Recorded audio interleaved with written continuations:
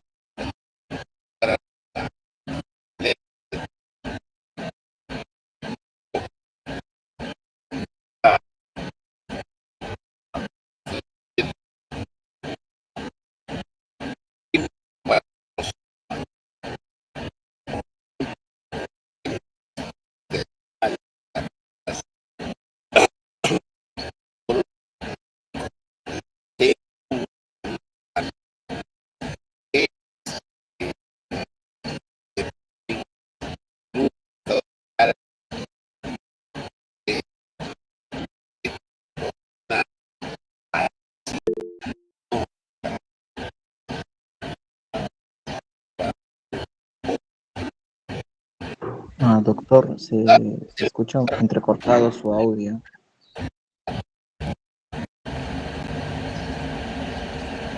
Me va a llevar a un manejo terapéutico urgente, ¿no? No puedo decir, usted está con su dolor, vamos a hacerle un examen, terminamos el examen, bueno, mejor vamos a revaluarlo dentro de unas horas. No, no es así. Uno tiene que ya definir, abdomen agudo, tiene que llevarse a cabo tratamiento, pero no necesariamente quirúrgico. Por eso no ponemos en el título abdomen agudo quirúrgico, no, sino ponemos abdomen agudo. ¿Por qué? Porque el abdomen como quirúrgico, como médico, tenemos que dar un tratamiento. Tenemos que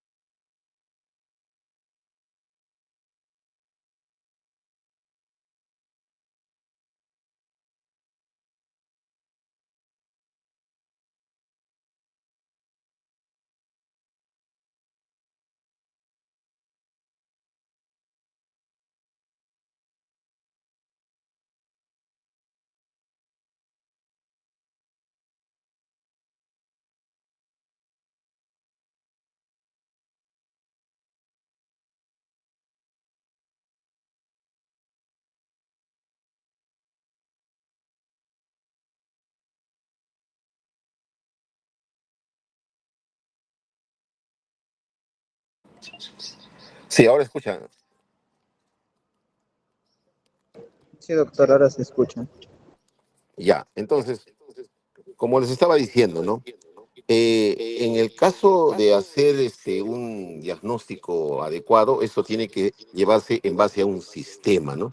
Hay que sistematizar este diagnóstico, llevar a un método en el cual pues haga uno una evaluación sobre las características de ese dolor, ¿no? Cómo son las localizaciones, en qué momento se exacerba este dolor, en qué momento o qué condiciones son las que alivian esta situación, ¿no? Y además ver otros síntomas que se asocian a este dolor y que generalmente no están asociados al tracto gastrointestinal o genitourinario, respectivamente, ¿no? En cuanto al interrogatorio, ¿no? Uno tiene que ver, pues, las funciones vitales. Ha tenido fiebre, está con presión normal, su respiración es igual. En cuanto a sus funciones biológicas, ¿no? Está evacuando, ha presentado vómitos, está comiendo, duerme, etcétera, ¿no? O sea, son, digamos, datos importantes que nos van a ayudar para definir si es que existe o no un compromiso de su estado mental, estado general fundamentalmente, ¿no? Y después de eso, ¿no? Llevar pues a un examen clínico, como es la inspección, la auscultación, la percusión y obviamente la palpación del abdomen. ¿Para qué? Con el propósito de encontrar o de buscar para que finalmente, ¿no? Defina cuáles son esos signos específicos que me van a asociar, ¿no? Y poder llevar a cabo un diagnóstico o por lo menos acercarme al diagnóstico, ¿no? Porque debemos recordar que cuando uno hace un examen clínico, hace una historia clínica, no necesariamente pues vas a llegar definitivamente al diagnóstico, ¿no? Requieres de otros elementos para que finalmente puedas definir qué diagnóstico es y obviamente qué tratamiento vas a aplicar. Y dentro de ellos tenemos los exámenes auxiliares que como tal son así, auxiliares, y que van a corroborar, van a, digamos, a facilitar una mejor interpretación de los exámenes, las imágenes que uno pueda tener, ¿no? Y cualquiera de ellas, puede ser pues ultrasonido, puede ser tomografía, resonancia, etcétera, lo que esté a la mano, ¿no? Y que siempre dentro del examen clínico, no olvidar, y que a veces obviamos, es el examen del tacto rectal, o sea, de los orificios en general, la boca, los oídos, recto, la vía urinaria, etcétera, ¿no? Estos estudios nos van a permitir, en algún caso, ¿no? A llevar mejor a un diagnóstico y obviamente a su tratamiento. Porque generalmente el paciente, ¿por qué consulta? El paciente consulta por dolor, el dolor. Ese es el síntoma fundamental por el que conduce el dolor. De ahí que el dolor es la clave fundamental del diagnóstico de un abdomen agudo, ¿no? Entonces, podemos decir que el tratamiento es, a veces, le hacemos más caso a la intensidad del dolor. Cuanto más intenso es el dolor, obviamente, más problemas nos puede llevar. Pero no necesariamente tampoco es así. Por ejemplo, un paciente que tiene un dolor abdominal leve o no tiene sencillamente dolor, como en el caso, por ejemplo, de los ancianos, ¿no? Los ancianos tienen también un abdomen agudo y que puede ser de necesidad quirúrgica o no, pero que esto conlleva alteraciones en cuanto a la psiquis. O sea, el paciente súbitamente no se comunica,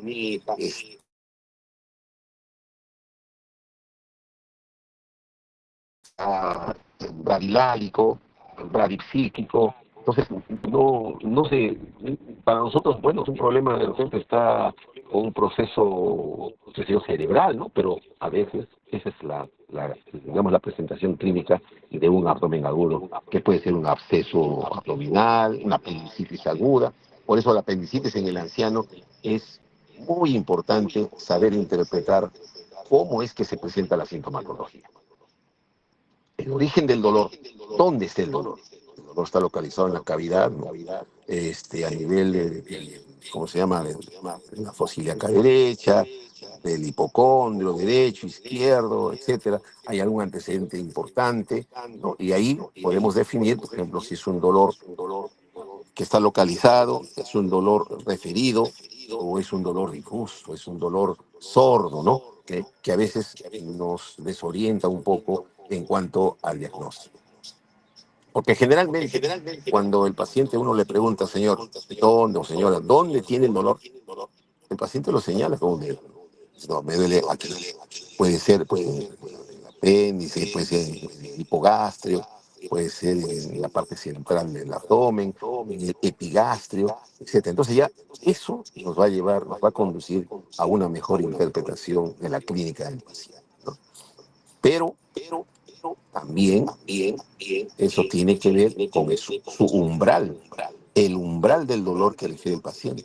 Hay pacientes que exageran, por ejemplo, un dolor que tiene una intensidad de 1, sin embargo lo potencian a un nivel de 6, 7, ¿no? Entonces no podemos catalogar exactamente, ¿no? Como hay pacientes que tienen un umbral de dolor muy alto, entonces tienen un dolor como 6, como 5, y sin embargo no lo refieren. Entonces también son factores que influyen en cuanto al diagnóstico. ¿Ya? Ahora, asociado, por ejemplo, en el caso de los pacientes que tienen, digamos, algún problema, un patrón que podemos seguir, ¿no? Por ejemplo, el paciente que tiene, por ejemplo, un dolor a nivel del hombro, pero si es un abdomen agudo, un abdomen agudo debe obviamente solamente doler en el abdomen, no, sino que puede presentar un dolor en el hombro, ¿no? En este caso en el hombro izquierdo, ¿no? Si es en el hombro izquierdo, podría pensar en la posibilidad de una pancreatitis. Puedo pensar también, aquí un derrame pleural, ¿no? Un problema esplénico, ¿no? O una úlcera perforada, ¿no? Que me puede dar un dolor referido al hombro derecho, al hombro izquierdo.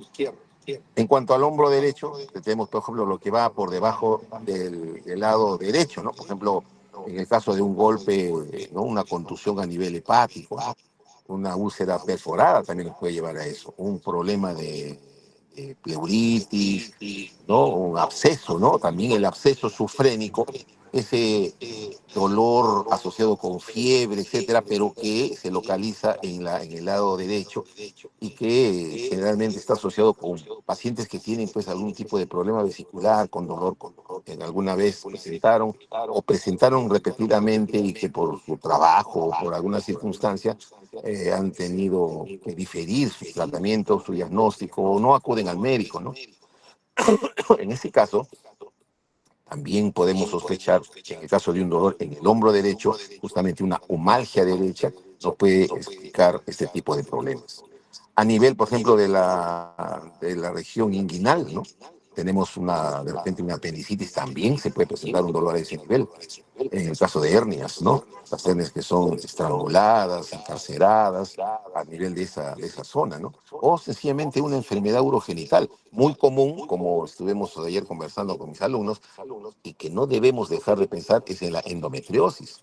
Esta puede llevar a componentes quísticos que finalmente pueden simular un cuadro de abdomen agudo, ¿no? Porque pensamos de repente que es un cuadro apendicular, que es un problema de tipo fundamentalmente genitourinario, ¿no? Tenemos a nivel sacro, ¿no? Como ejemplo en el recto, dolor a nivel de la región pélvica, dolor a nivel de la región lumbar, ¿no? Ese dolor cuando tengo un dolor intenso, pero se me orienta, se me irradia hacia la región lumbar. Entonces, bueno, podría estar pensando así, como pensando a la mala, ¿no? Podemos pensar de repente en un aneurisma, ¿no? No es infrecuente, sobre todo en nuestro medio, que por alguna circunstancia la presencia de ateromas puede llevar a una fractura de un ateroma y por tanto la presión intraluminal del vaso va a llevar justamente a aumentar esa brecha y obviamente hacer una disección de la aorta y que nos lleva pues obviamente a un aneurisma. la pancreatitis, el cólico renal también, ¿no? Que puede simular un cuadro renal, ¿no? O también una úlcera que ha sido perforada también, ¿no? O sea, como ven ustedes, las características en cuanto a la disposición del dolor también nos orienta hacia este abdomen agudo. Cuando le preguntamos en qué momento se le presenta el dolor, también es otra de las características que no debemos olvidar al momento de elaborar nuestra historia clínica, ¿no? Por ejemplo, en un primer momento, dice, bueno, yo me sentía bien, estaba sin ningún dolor, pero que súbitamente se me presentó el dolor. Ese dolor, por ejemplo, súbito a nivel del epigastrio, por ejemplo, ¿no? Nos puede hacer pensar en la posibilidad de una perforación de úlcera, ¿no? Y que esto en el transcurso de las horas se va a ir agudizando, llevando obviamente hasta incluso a una cronicidad en caso de que la magnitud de la lesión no haya sido tan. Y esto se ve frecuentemente en las úlceras perforadas, que es necesario hacer una endoscopía, entonces uno mira el lecho, mira el nicho ulceroso y mira en el fondo una traza, ¿no? de tejido necrótico que no ha perforado totalmente. Entonces es necesario recomendar en ese momento tratamiento médico como también tratamiento quirúrgico, ¿no? Dependiendo si esta, por ejemplo, se va asociado con un neumoperitoneo. Entonces ahí sí tengo que pensar en esa posibilidad. ¿Listo? Aquí, en cuanto a la aparición súbita, entonces, es importante interpretar, ¿no es cierto? El dolor que aparece también de forma súbita puede ser en el caso de las jóvenes que tienen pues una ruptura de un embarazo ectópico. De ahí que las personas, digamos, que están en actividad sexual activa, ¿no? No debemos descartar totalmente esa posibilidad.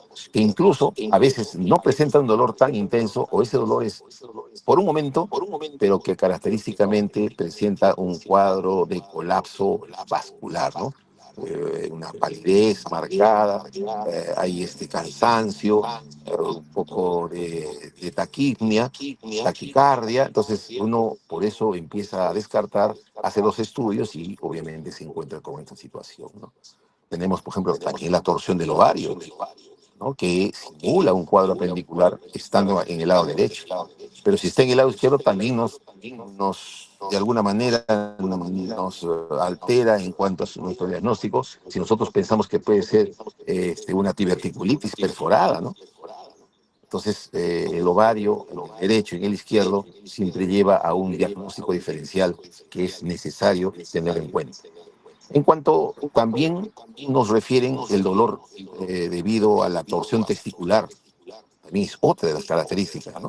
La torsión testicular puede ser un cuadro que simule un cuadro abdominal agudo, aunque el componente testicular que se encuentra en la cavidad escrotal debe hacernos pensar en la posibilidad de un escroto agudo.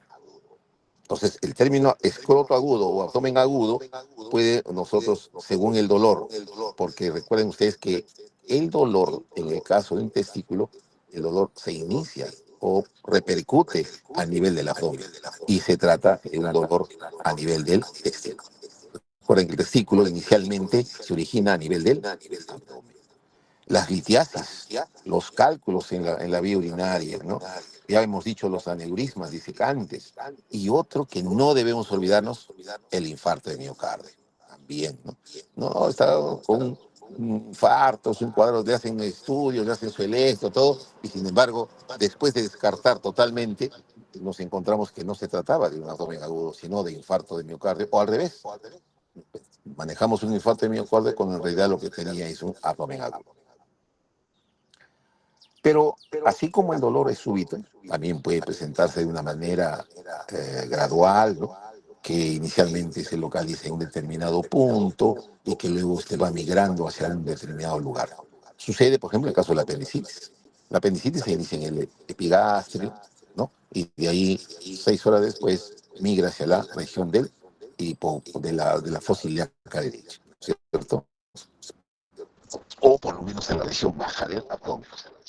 En el caso de las colecistitis, es un dolor que inicialmente depende obviamente, ¿no? Si es un cálculo enclavado en el vacinete, entonces obviamente va a tener un dolor constante y repetitivo. Ah, En el doctor, caso, creo que no está pasando sus diapositivas.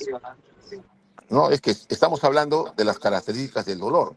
Estamos hablando en este caso, del dolor como causa, ¿no?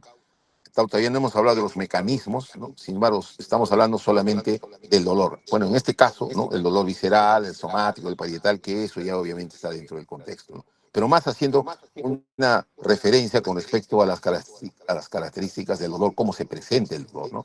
En la obstrucción del intestino, en las infecciones urinarias, en el caso de las diverticulitis, ¿no? Que como ven ustedes, las diverticulitis se presentan más a nivel de la fosa ilíaca izquierda, ¿no?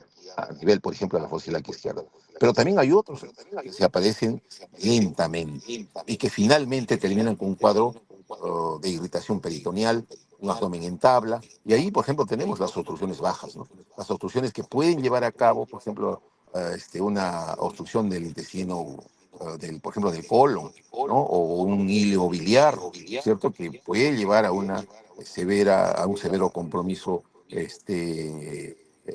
digamos, peritoneal si es que no tratamos adecuadamente. Una apendicitis complicada, que generalmente en algunos pacientes que presentan un dolor en el epigastrio, que migra hacia la porción de la fosa ilíaca y que toman medicinas, ¿no? Se automedican o se van a la farmacia, piden algún tipo de medicamento, les dan analgésicos, generalmente dan analgésicos para calmar el dolor, si tiene vómitos le dan para el vómito, etcétera. O sea, tratan sintomáticamente el problema. Y que a veces logran controlar el síntoma, pero no van a lograr controlar la progresión del cuadro clínico. Entonces, una simple apendicitis que puede ser diagnosticada en un primer momento con relativa facilidad nos lleva a una apendicitis complicada, puede ser perforada, puede ser un absceso, etcétera, que finalmente requiere, ¿no? De un tratamiento urgente, ¿no? Como es en el caso de un manejo como abdomen agudo, ¿no? Y también tenemos neoplasias, los cánceres, que de alguna manera estos tumores que logran un determinado tamaño se necrosan a nivel de la vía biliar, a nivel del estómago, a nivel del duodeno, etcétera, ¿no? Que pueden llevar a sangrados, que pueden llevar a complicaciones, ¿no? Entre ellas están las obstrucciones, tanto de los lúmenes como también de la vía intestinal, ¿no? Y así en general podemos marcar la mayoría de ellos, ¿no? Cómo progresa este dolor, maestro. Debe establecerse de alguna manera cómo este dolor, ¿no? A través justamente por esos mecanismos, ¿no? Por un cuadro de inflamación o de infección, digamos, por ejemplo, pues una diverticulitis, ¿no? En qué momento se intensifica este dolor, en el caso, por ejemplo, del cuadro doloroso vesicular, en qué momento presenta el cólico, en qué momento presenta las molestias, cuando hay una ingesta, por ejemplo, de alimentos copiosos en grasa, ¿no? Entonces el paciente empieza a tener espasmos y este espasmo será más intenso cuanto tenga que presentarse el cálculo a nivel de la vía biliar, a nivel del canalículo biliar. A veces, por un momento, se presenta en el bacinete y luego lo suelta. O sea, ya no hay ese espasmo tratando de que el elemento que está migrando hacia el conducto continúe su trayecto y regresa nuevamente a la vesícula. De ahí que muchos de los pacientes que tienen dolor a nivel de la vesícula, con un tratamiento antiespasmódico, desaparece. ¿Por qué? Porque es un cálculo grande que inicialmente se clavó en el bacinete, pero por la relajación que presenta regresa nuevamente hacia el cuerpo vesicular. Entonces, como ven ustedes, es relativo. Hay muchas cosas que uno tiene que investigar dentro digamos, la progresión del dolor, ¿no? La migración del dolor y qué otros tipos de dolores presentan, ¿no? Entonces, cuando uno le dice al paciente, señor, ¿y cómo se presentó su dolor? ¿Qué siente usted? Bueno, dice, bueno, tengo un ardor. Otro dice, no, siento como que me quema. Otro dice, no, siento como un cuchillo. Otro, o sea, un dolor punzante, lancinante, ¿no? Otros simplemente dicen, oh, es un cólico, otro que tengo, ¿no? Otros te dicen, no, siento como una pesadez, ¿no? Y ese que hablan de pesadez generalmente son los que se asocian con los pacientes que tienen un umbral del dolor un poco alto, ¿no? En cambio, los que tienen un dolor punzante, lancinante, un dolor intenso, son aquellos que el umbral del dolor lo tienen muy bajo o que de repente, ¿no? Por ejemplo, en el caso de la perforación de úlcera o la perforación gástrica, ¿no? Lleva a que los ácidos que están dentro de la cavidad gástrica pasen a la cavidad abdominal y obviamente irritan seriamente al peritoneo y ocasiona, pues, inicialmente el paciente lo refiere a un dolor lancinante, o sea, como si me hubiera plantado un cuchillo acá en el abdomen. Entonces, y si a eso lo asocias con que este paciente toma medicamentos para, ¿no? Por ejemplo, la úlcera, ¿no? Son pacientes que tienen dolor en el epigastrio, toman su pastillita, ¿cómo se llama? Los bloqueadores de bomba, toma su pastilla y ya, dice, yo me siento bien. Entonces, si tienes ese antecedente, o sencillamente es un paciente artrítico, miren, un paciente artrítico que toma su medicina, ¿qué es lo que toma? AINES. ¿Y qué lleva el AINES? A una inflamación gástrica. Y esa inflamación gástrica conlleva ¿qué cosa? A una úlcera. Y esa úlcera después puede o no complicarse, y en tal caso, si se complica, llevaría a un abdomen agudo. Miren ustedes, en un cuadro clínico que no tiene nada que ver directamente con el tubo digestivo, que indirectamente, de acuerdo justamente a una adecuada historia clínica, puede investigar que es digamos, o sea, ingiere AINES con frecuencia, ¿no? Mañana y noche, todos los días, para que no tenga esa molestia de dolor, ¿no? En tal caso, ¿no? Si el paciente no refiere adecuadamente las características de inicio del dolor, entonces, ¿qué es lo que yo tengo que preguntarle? Entonces, señor, en conclusión, ¿ese dolor es leve? ¿Es un dolor muy intenso y que es continuo, no le ha calmado desde que empezó, o está aumentando, ¿no? O aumenta o disminuye? Entonces, ya con esas características podemos decir es un dolor espasmódico, es un dolor inflamatorio, es un dolor de irritación, es un dolor por algún componente, en este caso vascular, ¿no? Que está asociado. El dolor que produce los vasos, ¿no? Es justamente un dolor de tipo inflamatorio, ¿ya? El caso de la obstrucción, también por presencia de un proceso inflamatorio, pero inicialmente, recuerden que cuando hay una obstrucción, ¿qué se presenta? un, un espasmo. ¿Para qué? Para que trate el contenido del lumen intestinal pasar ese stop, pasar el stop. Si logra pasar el stop, entonces calma, pero si no, hay una lucha intestinal. Por eso inicialmente cuando uno examina a un paciente en el abdomen con el estetoscopio, que debe ser el segundo procedimiento que tengo que hacer al momento de hacer el examen clínico. No voy a primeramente a observar al paciente el abdomen y luego empiezo a tocarlo, porque si toco voy a estimular ese abdomen. Entonces primero hago la inspección, es un abdomen móvil, es un abdomen estático, es un abdomen globuloso, es un abdomen que es indiferente, no tiene mayor características, tiene coloraciones o no tiene coloraciones, tiene circulación colateral, porque obviamente puede ser un paciente también cirrótico, ¿no? O sea, miren ustedes cómo en base a un examen clínico puedo lograr llegar de alguna manera a caracterizar adecuadamente este dolor. Y indudablemente, de acuerdo a la localización, nos va a decir cuál es la zona que está afectando dentro de las 9 regiones que uno puede estudiar en el momento del estudio, ¿no? Te puede estudiar en el momento de hacer el examen clínico, ¿no? Puede ser en el hipocondrio, en el mesogastrio, en la fosa, puede ser en el flanco, etcétera, etcétera. En conclusión, todo lo que hemos hablado, todo lo que hemos descrito, ¿no? Simple y llanamente lleva a explicar el dolor, que es en función a dos razones. Uno, a la inflamación, que puede ser el primer mecanismo, el segundo mecanismo, el tercer mecanismo y el cuarto mecanismo.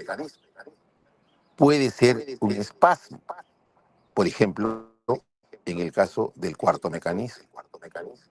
Pero si yo tengo, por ejemplo, un proceso tumoral y que este se obstruye, entonces voy a tener asociado definitivamente una estructura que crece, un proceso neoproliferativo, pero que al final, ¿a qué conlleva?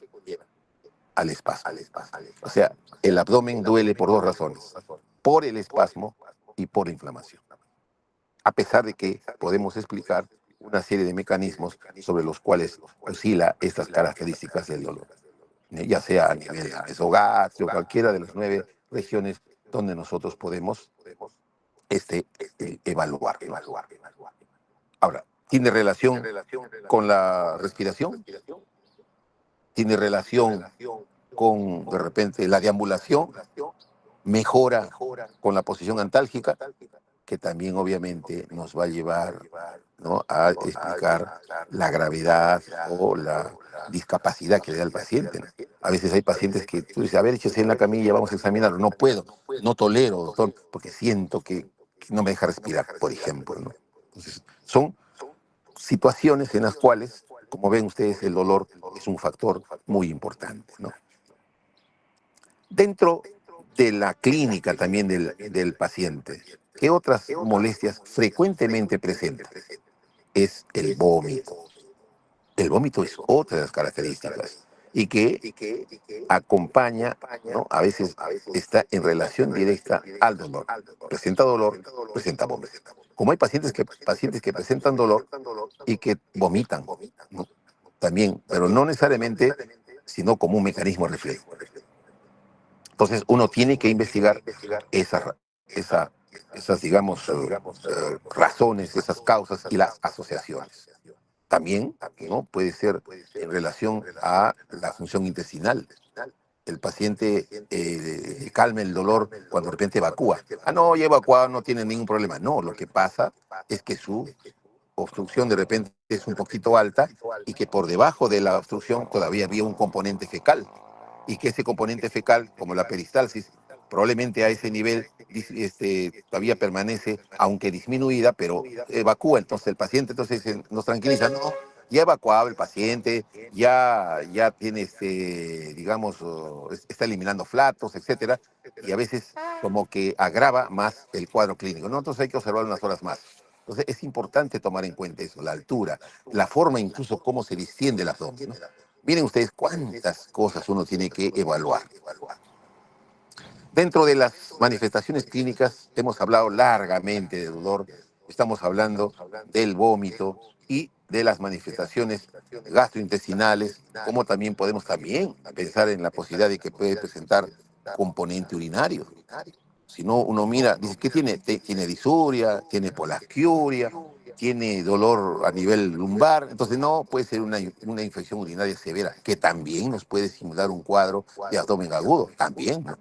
O sencillamente es como un efecto en cuanto a su, digamos, presentación clínica. Pero dentro de las manifestaciones en cuanto a su fisiopatología, otra de las respuestas importantes que debemos tomar en cuenta es el síndrome de respuesta inflamatoria sistémica, ¿no? Que quiere decir que inmediatamente que el paciente presente este cuadro, ¿no?, secreta una sustancia que viene a ser, ¿no?, los mediadores inflamatorios, ¿no? Y que esto va a conllevar a alteraciones hemodinámicas, ¿no?, y a riesgos probablemente hasta de un shock, ¿no?, de shock séptico. Dentro del cuadro clínico, ya parte final de esto viene a ser el componente peritoneal, la irritación peritoneal, el cual clínicamente uno puede advertir, demostrar que existe esta reacción peritoneal cuando, por ejemplo, tenemos que al momento de examinar al paciente hay una contractura de los músculos de la pared abdominal. En ese caso podemos catalogar como defensa, ¿no? Y al momento de presionar levemente o una presión profunda y luego súbitamente levantar la mano, nos va a presentar un dolor intenso que traduce un efecto de rebote, o sea, una reacción de rebote positiva, ¿no? Esta contractura abdominal es una respuesta secundaria, ¿no?, a la presencia de la irritación abdominal. Otra de las respuestas que tiene el paciente y que lo puedo medir a través de la analítica, ¿no? De exámenes, estudios que en el laboratorio que pueden definir, ¿no? Este paciente tiene pues neutrofilia, ¿no? Hay migración de macrófagos, ¿no? Que evidentemente eso es la primera línea de defensa sistémica que tiene el organismo, ¿ya? Como también de alguna vez puede presentar una respuesta tisular exagerada, ¿no? En ese caso, podemos catalogar como una respuesta inadecuada, autoinmune. Y así, ¿no? De ahí que la detección temprana y su manejo personalizado, ¿no? Nos va a ayudar, por ejemplo, en esto, los biomarcadores, ¿no? La procalcitonina, el PCR, ¿no? Que a veces encontramos niveles altos o encontramos a veces niveles bajos, pero con un cuadro clínico de repente un poquito más abigarrado, un poquito más intenso, ¿no? O sea, eso es relativo. Sin embargo, estos son factores que nos permiten a nosotros catalogar digamos, la gravedad del cuadro clínico. Ya con la ayuda, y hemos hablado en base a toda esa gama de posibilidades clínicas, ¿no? Las imágenes. En cuanto al mejor examen y que está a la mano y que obviamente tiene un buen factor subjetivo, ese es el ultrasonido. Pero el examen que nos puede de repente dar gráficamente las características del problema puede ser una tomografía. Pero esto tenemos que tener una experiencia en cuanto a la lectura y a la definición entre cuadros obstructivos, cuadros isquémicos, cuadros perforativos. Cuando se realiza el diagnóstico, parte del diagnóstico está también la laparoscopía, ¿no? A veces cuando no tenemos un diagnóstico, ¿qué le puedo decir? Más, digamos, definido, estamos en dudas, ¿no? Entonces hay un factor que nos ayuda muchísimo y eso viene a ser el,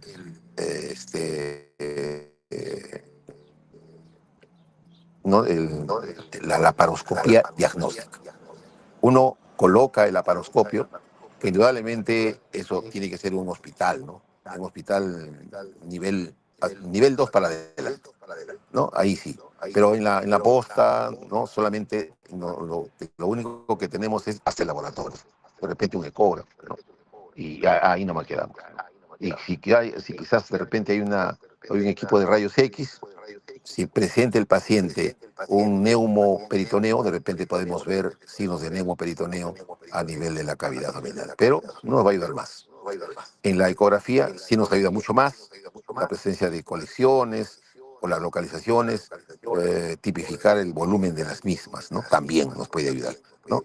La tomografía, etcétera. Pero cuando ya tenemos dudas, a pesar de haber estudiado todo, a pesar de tener exámenes de tomografía, pero no logramos definir exactamente el problema, tenemos entonces ya a la mano la laparoscopía diagnóstica. Y es más, se programa así. Lo que en otro tiempo, por ejemplo, se hacía la laparotomía diagnóstica, ¿no? Donde entrábamos a explorar qué cosa es lo que había y según definir en lo que encontramos, resolver el problema. Hoy tenemos a la mano, con la ayuda de la tecnología, la laparoscopía diagnóstica. Introducimos nuestro laparoscopio y buscamos, ¿no?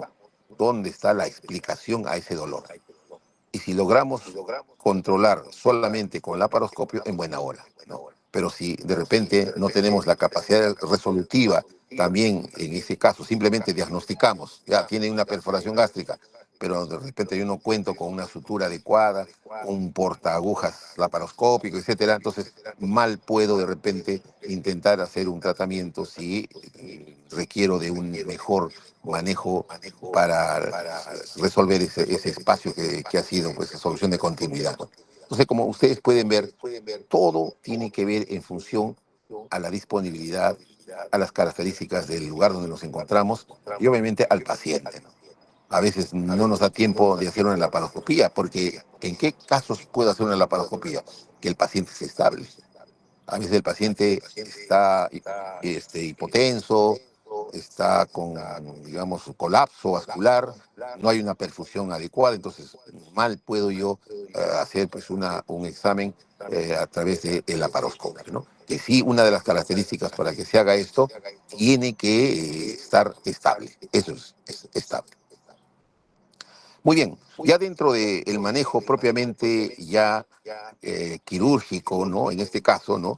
Entramos a los protocolos. Por ejemplo, hay un protocolo de cirugía mínimamente invasiva y de recuperación acelerada. Ese es el manejo ERAS. Es un protocolo en el cual, ¿no?, facilita una serie de criterios con el propósito de que el paciente sea, digamos, puesto nuevamente en actividad, que su actividad en la cual él desarrolla se lleve con normalidad, ¿no? Entonces, en ese caso, tenemos se llama en ese caso el paciente, digamos, se reincorpora a su vida, ¿no? Y esto tiene que ver mucho en cuanto al preoperatorio, ¿no?, al intraoperatorio, ¿no?, y en el posoperatorio.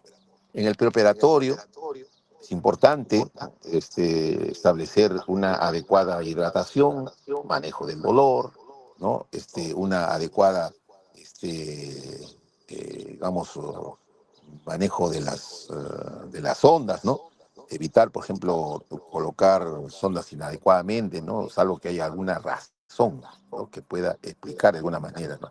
Hacer, en cuanto a la historia clínica, saber si de repente el paciente tiene un componente hematológico asociado, ¿no? Es diabético o tiene un componente endocrino, ¿no? O de repente es leucémico, que tiene linfomas, o sencillamente una anemia severa, crónica y que es de difícil manejo, ¿no? Es muy importante por eso que en cuanto uno logre ese diagnóstico rápido y obviamente llevar a un tratamiento, evita que se hagan estos ayunos prolongados, ¿no? De ahí que, por ejemplo, cuando antes había la posibilidad de que se haga una resección intestinal, ¿qué hacían? Le colocaban enemas al paciente, le hacían un lavado intestinal, etcétera, que hoy ya no se realiza, ¿no? Entonces, esto está dentro de este protocolo que recomienda, ¿no?, hacer un preoperatorio donde la injuria que se le pueda dar al paciente es menor. Mientras ya en el intraoperatorio, aquí el manejo de la anestesia, ¿no?, una adecuada relajación, ¿no? Digamos, los anestésicos que sean de fácil manejo, donde termino yo mi procedimiento quirúrgico y el paciente solo se pasa a su cama.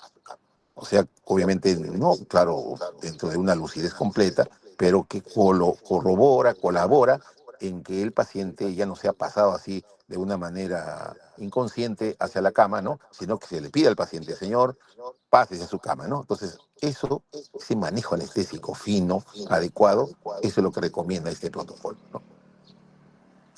También evita, por ejemplo, la anestesia general, de preferencia los bloqueos, de preferencia la anestesia epidural, o sea, regional, ¿no? La aplicación de drenajes.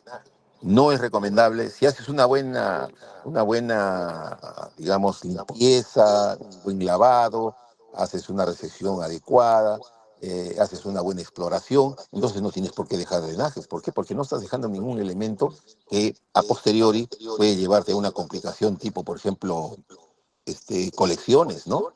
O haya la sospecha de que puede haber un sangrado donde yo debo controlar también mi hemostasia.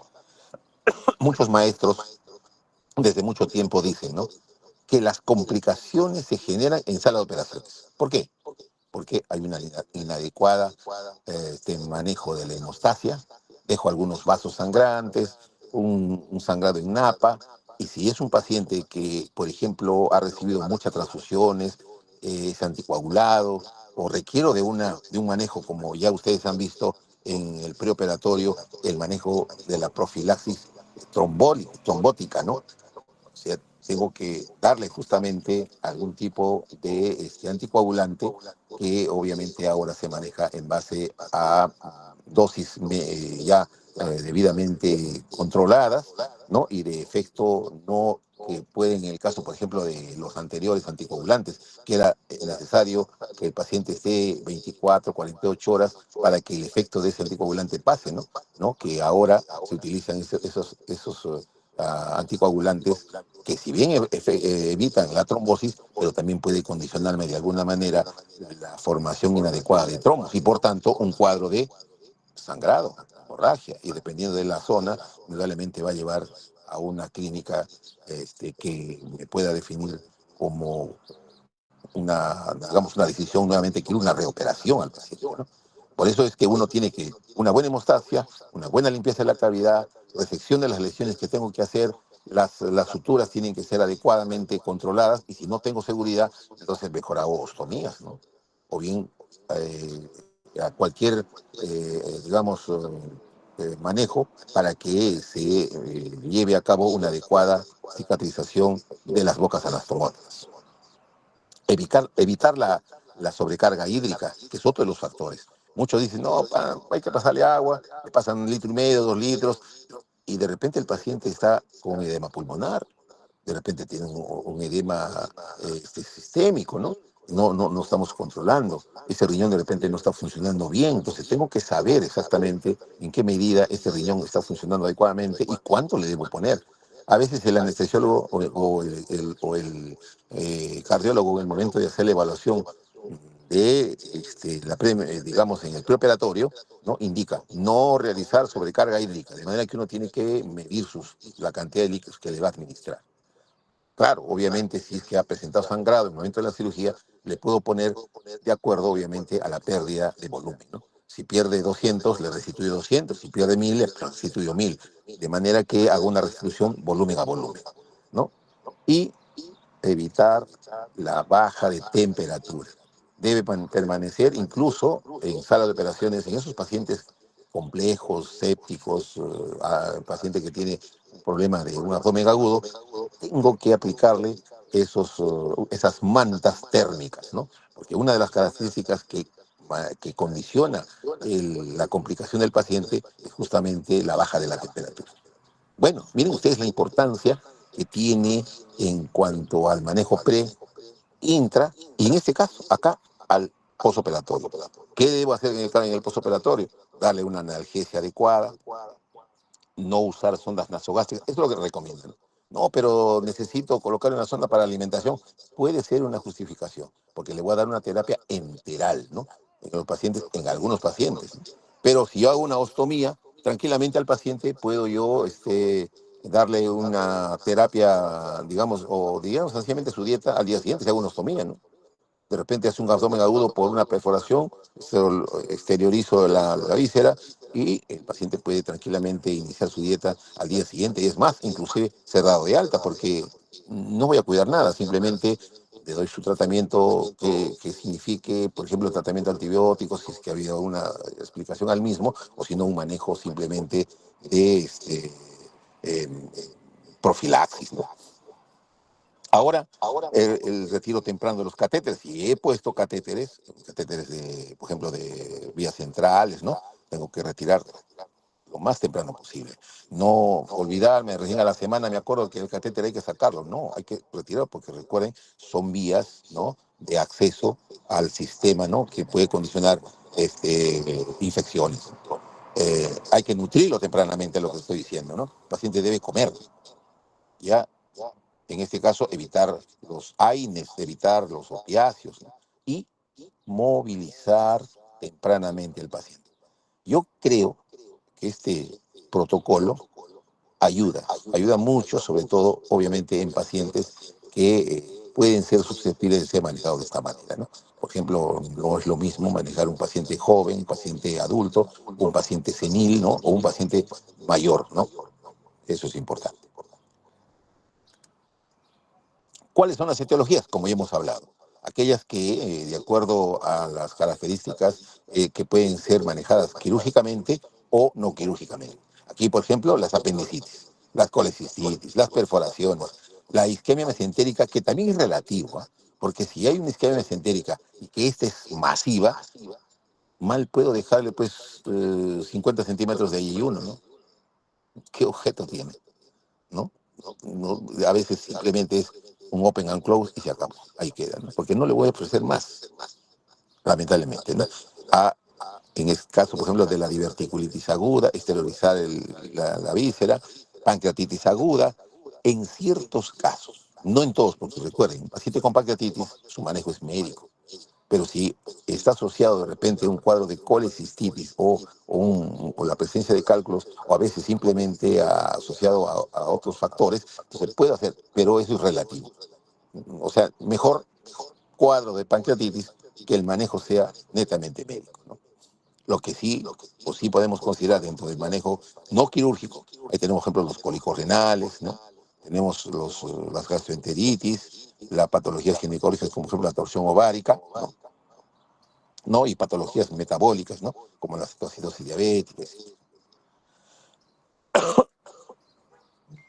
Ya hemos hablado, en cuanto a la evaluación diagnóstica, importante la historia clínica y su exploración, las pruebas de laboratorio y las imágenes. Todo esto ya lo hemos tratado, ¿no? Definitivamente tenemos que utilizar el que es más efectivo. Pero si eso no lo tenemos a la mano, utilizamos el que tenemos, pero obviamente también con experiencia, si sabemos manejar o no. Pero si no sabemos manejar, no podemos hacer absolutamente nada. Simplemente de repente derivar a nuestro paciente a un sitio donde mejor pueden ser tratados, ¿no?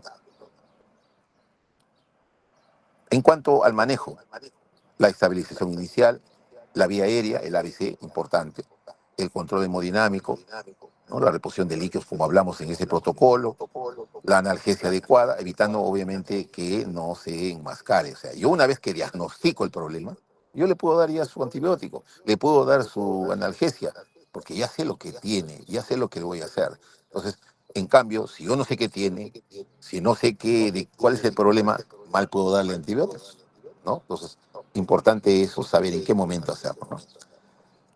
En cuanto a lo que estamos hablando, a la cirugía mínimamente invasiva, con el laparoscopio, si lo puedes hacer, en buena hora. Pero si no, tienes que entrar pues a la cirugía abierta o lo que nosotros llamamos a la cirugía convencional, ¿no? Si tiene un problema de estómago, un problema de apéndice, un problema de diverticulitis de Meckel, un embarazo ectópico, etcétera, entonces ya tengo que abordar de acuerdo a mi disponibilidad, porque a veces no todos manejamos la cirugía laparoscópica, ¿no? Otros manejan más la cirugía abierta, y si estoy en emergencia y encuentro un paciente de ese tipo, entonces mal puedo intentar hacer un manejo laparoscópico si mi control, si mi manejo es a base de cirugía abierta, ¿no? Pero también hay al revés, médicos que tienen solamente su control en base a tratamiento con laparoscopio, ¿no? Todo lo hacen con laparoscopio, casi el 90% de sus procedimientos. ¿Por qué? Porque no tienen mucha experiencia en el manejo de la cirugía abierta. De ahí que cuando uno tiene que recomendar, en el caso, por ejemplo, de los centros donde existe la docencia médica, es importante recordarles a los colegas que también les hagan hacer procedimientos abiertos, porque ese médico que va a salir, ese cirujano que va a salir, si bien es cierto, tiene un fuerte componente o influencia de la paroscopía, pero también debe tener un control, debe tener un entrenamiento en la cirugía abierta, en la cirugía convencional, ¿no? Muchos operan excelentemente con el laparoscopio, pero cuando abren el abdomen con las manos, ¿no? Con los equipos o con las cirugías convencionales que eran antes, ahí se anulan, ¿no? ¿Por qué? Porque no han tenido el entrenamiento, porque no saben hacer nudos, no hacen una buena ligadura, no saben hacer puntos. De ahí que ustedes, por ejemplo, que están haciendo su entrenamiento en técnicas operatorias, yo creo que eso es una buena forma, y no porque van a ser cirujanos o no, sino porque ustedes en algún momento van a tener que hacer suturas, etcétera. Siempre deben tener esa, digamos, disciplina de hacer práctica en cuanto al manejo de las suturas, de las ligaduras, de los nudos, ¿no? Que es importante, ¿ya? El manejo con antibióticos, eso obviamente está en función a qué tipo de gérmenes son los que se ubican. No es lo mismo tratar un paciente que tiene un problema en el IE1, en el ilion o en el colon, ¿cierto? O tiene en la vía urinaria o en la vía digestiva lejana, por ejemplo, recto, etcétera, ¿no? Es muy diferente. A veces, en el caso, por ejemplo, de los pacientes que tienen abscesos, ¿no? O que han tenido lo que se denomina una peritonitis fecal, es importante el control de esas secreciones que puede presentar el paciente, ¿ya? Entonces, de ahí tiene que ser un buen lavado, pero también tengo que darle el medicamento, aunque empíricamente no lo demuestre, ¿no? O sea, lo lógico sería que tenga un antibiograma, ¿no? Para poder decir, este es sensible, es resistente, etcétera, etcétera. Pero generalmente en estos casos, en pacientes con abdomen agudo, solamente dependiendo qué gérmenes pueden tener a nivel del tracto digestivo, puedo decir, hay que darle tal tipo de medicamento, o bueno, no es conveniente darle el otro, etcétera, etcétera, ¿ya? Pero si yo tengo una infección urinaria, ahí sí, ¿no? Tengo que hacer, inicialmente empiezo con algo empírico y luego veo el resultado del cultivo, entonces puedo cambiar o puedo reforzar continuando con mi tratamiento, ¿no? Entonces es relativo, así es el manejo.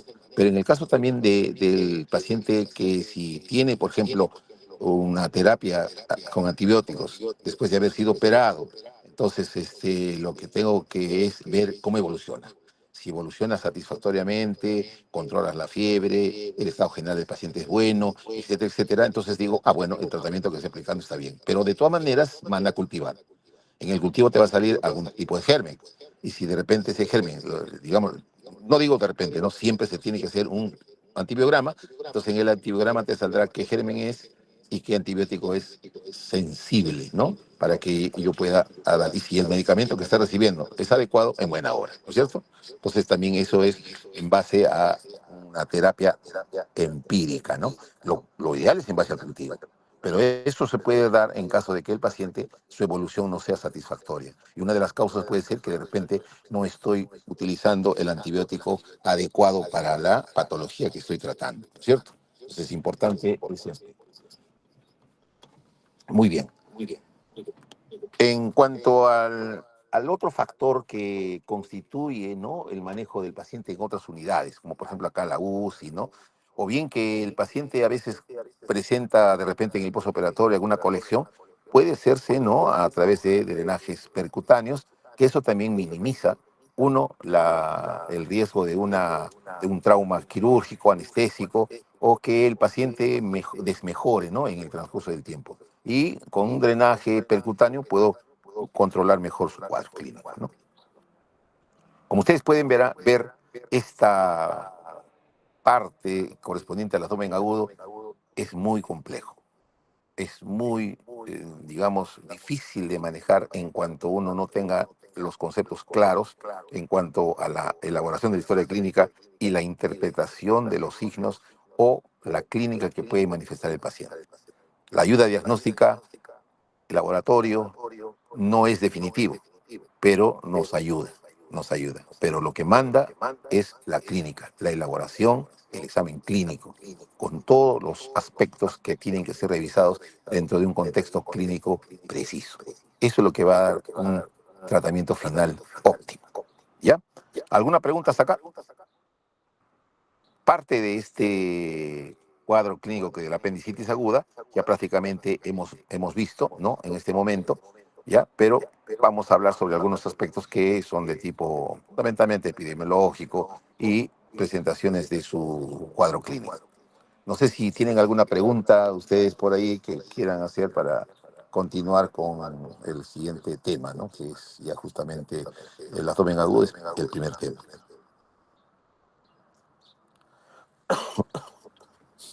Hola.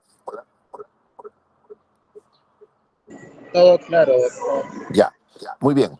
Entonces, vamos a empezar con la apendicitis aguda. Como ven ustedes, la apendicitis aguda es un proceso inflamatorio localizado ¿dónde? A nivel del apéndice secal. Esta apendicitis aguda, desde el punto de vista epidemiológico, ¿no?, presenta ciertos valores y que a nivel mundial, ¿no?, se presenta con una incidencia entre 80 y 120 casos, ¿no?, por cada 100.000. En el Perú, más o menos, estamos dentro de esos reportes. Aquí hay en diferentes hospitales, tenemos eh, digamos, un control, ¿no?, un reporte, ¿no?, de la epidemiología de esta patología. Sin embargo, En las zonas donde hay mayor densidad poblacional, ¿no? Hay factores que influyen en la presentación de estos cuadros, ¿no? Y así, por ejemplo, tenemos, por ejemplo, en cuanto a la dieta, ¿no? Que según es la dieta chatarra que comen la gente, ¿no? Que eso va a condicionar la formación de fecalitos, ¿no? La presencia en zonas rurales es diferente su comportamiento porque la ingesta de dieta en la provincia es fundamentalmente natural, ¿no? Realmente, o digo, la mayoría de las veces, ¿no? Aunque con la globalización y con la migración del consumismo, esto ya prácticamente se está equilibrando, ¿no? En función a la edad, ¿en quién se presenta este cuadro clínico, ¿no? Con más frecuencia, ¿no? Aquí tenemos tiende a ser, digamos, su mayor presentación en gente que es económicamente activa, ¿no? Llámese jóvenes, llámese mujeres adultas en época de reproducción, ¿no? Y que esto lleva pues a una mayor incidencia en ese grupo etario. Sin embargo, dentro de esa distribución, es importante destacar que la apendicitis, en cuanto a los grupos etarios, tenemos que en el diagnóstico de los niños, ¿no? O sea, aquellos que son menores de 10 años de edad, el diagnóstico, como lo dice acá, es tardío. ¿Por qué? Porque no son buenos informantes, tenemos la influencia psicológica de los padres, ¿no? Y que generalmente, ¿no? En los niños lleva, si es que no tienes un diagnóstico de primera mano en un primer momento, generalmente llevan a complicaciones. Niño que no se diagnostica en el momento adecuado, fácilmente termina en peritonitis. Y esto por un factor de tipo anatómico. El epiplon que tiene el niño es un epiplon corto. En el caso del adulto o de las personas ya mayores de esta edad, ¿no? Tienen el epiplon desarrollado, ya largo, excepto obviamente algunos que de alguna manera como variación tienen corto, pero la mayoría tienen una tremenda tela de epiplon. Entonces, cuando se presenta el cuadro inflamatorio, el primer elemento que migra a la zona donde está la inflamación, ¿no? Es el epípedo. De ahí que se ha ganado pues el nombre del policía de la cavidad abdominal, que inmediatamente se presenta el problema, ahí está presente. ¿Ya? Entonces, en el caso del niño no es así. El epiplon del niño es un epiplon corto, de manera que el proceso inflamatorio apendicular y que subsecuentemente lleva a una complicación es frecuente, y si eso lo asociamos con un diagnóstico tardío, inevitablemente va a terminar en una peritonitis. En el caso, por ejemplo, en el caso de los mayores, aquellos que son ya ancianos, o sea, mayores de 60 años, aquí, si bien es cierto, su presentación es en un menor entre 5 y 10%, sin embargo, también la tasa de complicaciones es más alta. ¿Por qué? Porque se diagnostica tardíamente el problema. ¿Y por qué? Como ya hablamos, ¿no? En la forma cómo se presenta este cuadro, en el caso que hablamos del abdomen agudo, dijimos, los mayores no tienen una clínica así florida, ¿no? Súbitamente un anciano, digamos, dentro de su basal, se comunica, conversa, está activo, ¿no? Se moviliza, come, ¿no? De alguna manera está participando en ese medio en el que está. Pero de pronto entra en una quietud, no conversa, mirada fija, no se alimenta, no refiere dolor tampoco, ¿ah? O sea, ahí está, tranquilito. Si antes leía el periódico, ya no lee, está sentadito, pero tampoco acusa dolor, nada de nada. Entonces uno dice, ¿qué ha pasado con mi papá? ¿Tiene un problema psicológico? ¿Qué es lo que tiene? Lo llevan donde el neurólogo, lo llevan donde el neurocirujano. Y conozco un caso de cerca que yo he visto esa situación, donde incluso lo lleva, lo evalúa el neurólogo y dice, sí, efectivamente, lo que tiene son microhemorragias cerebrales. Entonces hay que darle un tipo de tratamiento justamente que bloquee para que recupere nuevamente su lucidez.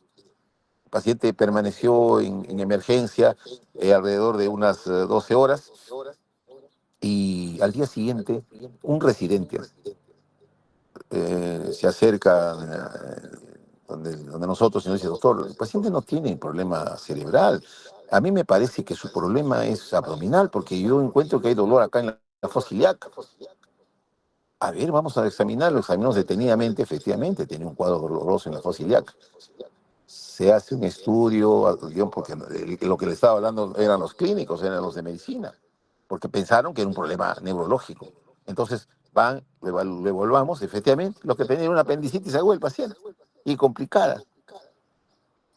O sea, se imaginan ustedes, de primera mano, he podido observar, ¿no?, que efectivamente es difícil en algunos pacientes mayores, ¿no?, que se logre un debido diagnóstico, por tanto, la posibilidad de una complicación es mayor. ¿Ya? Sin embargo, esta presentación en base al grupo etario está entre los adultos jóvenes y los adultos intermedios, ¿no?, donde se presenta la mayor cantidad de casos de apendicitis, ¿no? De ahí que, por ejemplo, los que estudian retrasan sus estudios, los que están, por ejemplo, trabajando no van a trabajar, entonces ya tienen problemas laborales, etcétera, ¿no? O sea, lleva una serie de problemas, sobre todo de índole de actividad laboral, de actividad estudiantil. En cuanto a la presentación en cuanto a regiones, ¿no?, en las grandes ciudades tiende a ser mayor, obviamente por el tipo de dieta que le estoy diciendo, lo que no es así en el caso de las zonas rurales. Sin embargo, en contraposición, cuando tú tienes un problema aquí, médico, doloroso, te vas al hospital. En el hospital tienes ecógrafo, tienes tomógrafo, tienes especialistas, etcétera, etcétera. Pero en las zonas rurales, donde tienes un médico general, a lo mucho tienes un cirujano que, bueno, ya tiene años el hombre y que no tiene tanta experiencia o expertise en cuanto a los manejos que se tiene aquí, en el caso de los cirujanos, en el caso de los residentes acá en Lima, en los hospitales generales, en los grandes hospitales, los hospitales nacionales. Entonces, por eso es que se retrasa el diagnóstico y eso lleva a una complicación, ¿no? Entonces, aquí, si bien es cierto, a mayor cantidad de casos, pero tiene mayor acercamiento a su manejo debido a que tienes, pues, forma de llegar a un manejo adecuado, ¿no? La dieta, la dieta es más cargada de fibra, por ejemplo, en la parte rural, ¿no? A diferencia de la zona aquí, donde obviamente la dieta es a base a carbohidratos, a grasas, ¿no? Y que es bajo en fibra. Entonces, podemos llevar que la accesibilidad es un factor importante, ¿no? Porque puedes diagnosticar, ¿no?, fácilmente en las zonas urbanas, mientras que en las zonas rurales su diagnóstico es un poquito más retrasado, ¿no? Y que lleva obviamente eso a una complicación. Para resumir, nosotros en relación con el mundo tenemos nuestra presentación igual, ¿no? Estamos dentro de esos factores, ¿ya? Los porcentajes que tenemos aquí, de acuerdo a los rangos de edad, miren ustedes, entre los 10 y los 30 años, tenemos entre el 40 y el 45% de casos, donde justamente se presenta ese pico de incidencia. Luego le sigue entre 30 y 50, pero si sumamos entre 45 más 25, llegamos hasta 65, 85, que prácticamente es el gran bloque entre los 10 y los 50 años. 60 años entre el 5 y el 10% y menores de 10 entre el otro 5 y 10%. O sea, como pueden ustedes ver, hay una distribución marcadamente, ¿no?, dentro de ese intervalo de edades entre los 10 y los 50 años de edad. Edad productiva, edad de estudio, edad laboral. ¿Qué factores de riesgo hay? Según lo que vemos en este caso, ¿no?, la dieta con baja fibra, tenemos la presencia de los fecalitos. Dieta en baja fibra, formación de fecalitos, formación de elementos que van a ocasionar, ¿no?, una mayor obstrucción de la vía. Hiperplasia linfoide en los niños, ¿no?, en el caso de los jóvenes, ¿no?, que se presenta también entre un 15 a un 35%. La presencia de parásitos, sobre todo en zonas endémicas, estamos hablando, por ejemplo, de la selva, ¿no?, donde hay, pues, ovillos de los, ¿cómo se llama?, de los gusanitos, ¿no?, que se hacen unas bolas, tapan, o sencillamente uno de ellos nomás, un estrongiloide se cruza ahí en el apéndice, en el orificio apendicular, y que y se muere, ¿no? Peor todavía, entonces queda atrapado ahí, entonces ocasiona de alguna manera también esta presentación. Cuerpos extraños, ¿no? Que no es infrecuente, hasta el 1%. Bueno, aquí esta historia familiar, historia genética, dice riesgo aumenta 2 a 3 veces si hay antecedentes directos, ¿no? Padre o madre que han tenido cuadros apendiculares presentan rápidamente, ¿no? Este tipo de cuadros. Bueno, son factores que están asociados. No hay causa-efecto, hay asociación. ¿Ya? En cuanto a su impacto clínico, siempre un problema doloroso apendicular termina en la emergencia. De ahí que un diagnóstico adecuado, diferencial. Recuerden, hay muchos órganos que pueden simular un cuadro apendicular, ¿no? Entre ellos el embarazo en jóvenes, ¿no? Que a veces lleva pues a una falsa protección de parte de los padres. Dicen, no, ¿cómo es posible, doctor, que usted piense que mi hijita está embarazada, ¿no? El padre no sabe lo que hace su hija, ¿no? Y de repente, efectivamente, está embarazada y a veces es motivo de conflictos, ¿no? A veces el médico está involucrado ahí porque dice, no, usted porque le ha dicho de esa manera, pero esa es una forma de diagnosticar. Nunca se hagan influenciar por la familia, ¿no? Vamos a hacerle un examen de diagnóstico de embarazo. No, doctor, ¿cómo hace posible? ¿Usted qué piensa? Que no sé qué. No, de todas maneras se hace el examen, ¿ya? No se dejen influenciar, es muy importante. ¿Qué significa socioeconómicamente un cuadro apendicular? Significa hospitalización, camas quirúrgicas. Necesita ¿qué te podría decir? Un set de estudios. Hemos dicho ecografías, radiografías, endoscopías. Podemos hacer inclusive también resonancia, tomografías, ¿no? Etcétera. Una serie de estudios que justamente eso, cuanto más estudios utilice, obviamente aumentan los costos. Antes se tenía la idea así casi generalizada y decía, el diagnóstico de la apendicitis es netamente clínico, pero hoy, de acuerdo justamente a la administración de seguros y temas de tipo fundamentalmente administrativos de pagos, entonces ahí las posibilidades de que hagas una cirugía innecesaria en un paciente que no ha tenido una apendicitis, te vas a ver envuelto en problemas. De ahí que inclusive en los protocolos allá digamos, en los países de primer mundo, está la tomografía como el gol estándar para evidenciar el apéndice obstruido o la apendicitis dentro de un contexto clínico ya definido ahí, ¿no? ¿Tiene apendicitis? Entonces pregunta, ¿le hizo su tomografía? Sí, evidente, se acabó. Entonces, cuando uno hace una cirugía innecesaria, puede ser denunciado como una cirugía innecesaria y obviamente el paciente te puede pedir una indemnización de un costo muy alto. Actualmente en las escuelas de derecho se estudia este tipo digamos, de manejos administrativos, sobre todo en las universidades, por ejemplo, acá en la Universidad Católica tenemos abogados exclusivamente dedicados a la mala praxis médica. O sea, tenga mucho cuidado, por eso es importante. Entonces, de ahí que yo creo, no debemos escatimar esfuerzo en diagnosticar, pero tampoco podemos mirar de una manera tangencial un cuadro y decir, bueno, ahí hay que operarlo, ¿no? De repente, por A o B, se complica.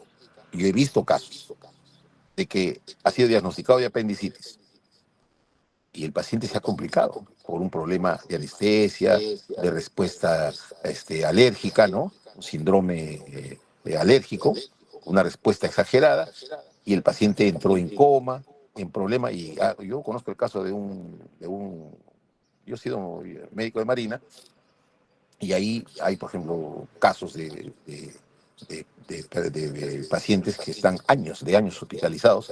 ¿Por qué? Porque han tenido un problema de tipo neurológico a consecuencia de una complicación anestésica por un diagnóstico de apendicitis.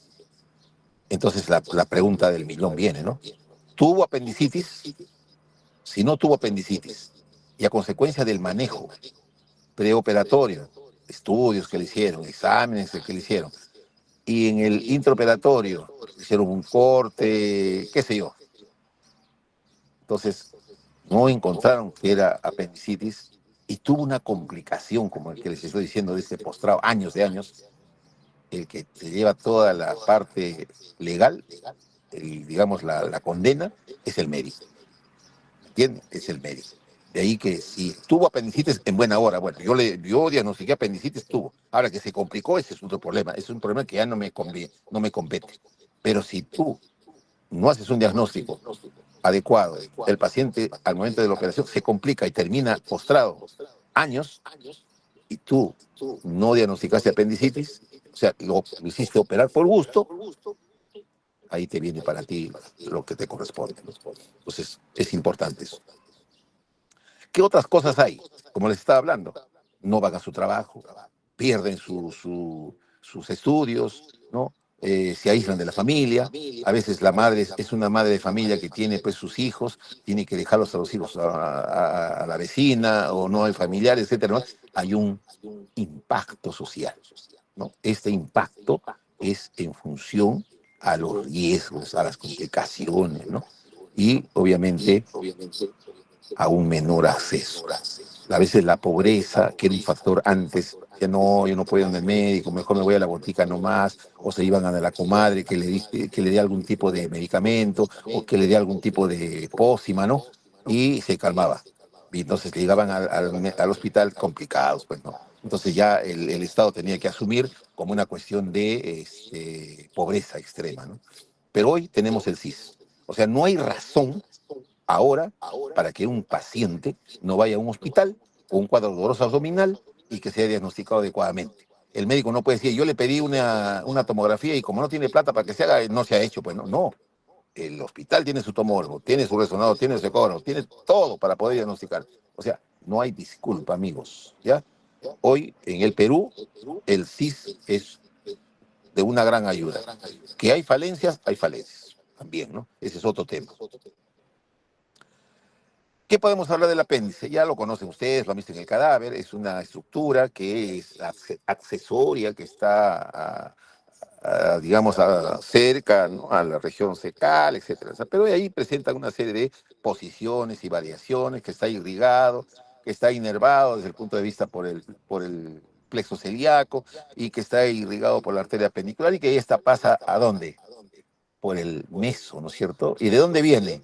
De la ileocólica. ¿Y esa ileocólica de dónde viene? De la mesentérica. ¿Y la mesentérica superior de dónde viene? De la aorta. ¿Listo? ¿Listo? Ahí. ¿Qué estructuras hay aquí adyacentes? En el caso de una mujer, tenemos los anexos. Tenemos el útero y sus anexos, ¿no? Tenemos el divertículo, tenemos la vejiga, la vía urinaria, tenemos problemas vasculares. En el caso del hombre, tenemos problemas testiculares, etcétera, que nosotros, el problema urinario, las endometriosis, que no lo debemos olvidar. ¿Ves? Se dan cuenta que son factores que van a ser estructurales adyacentes al apéndice. En cuanto a su localización, el apéndice se encuentra ubicado a nivel de la fosa ilíaca derecha, en la unión entre las tenias, ¿no es cierto? En las tenias del colon. Va un orificio en el ciego. Ahí es donde se evidencia la presencia del apéndice a nivel fecal. Por eso se llama apéndice fecal.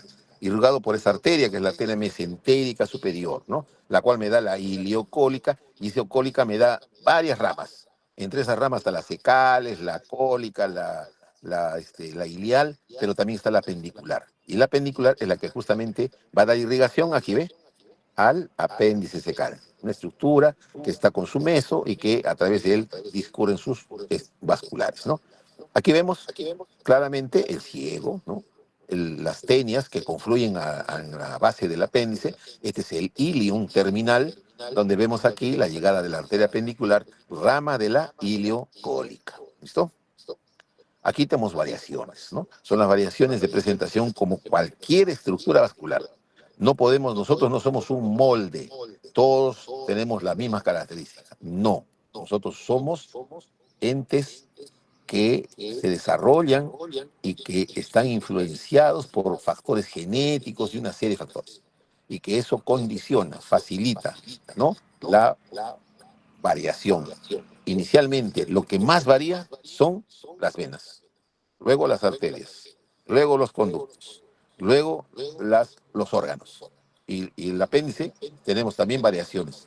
Y en su desarrollo tenemos apéndices que se localizan a nivel, ¿no?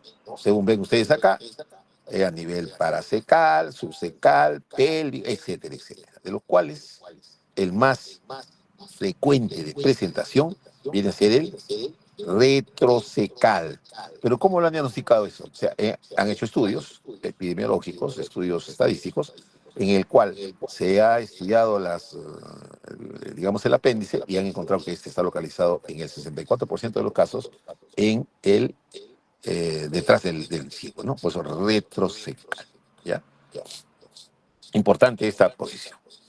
Las variantes de localización, miren ustedes diferentes tipos. Puede ser, esto es lo normal, encontramos ahí en la fosilidad.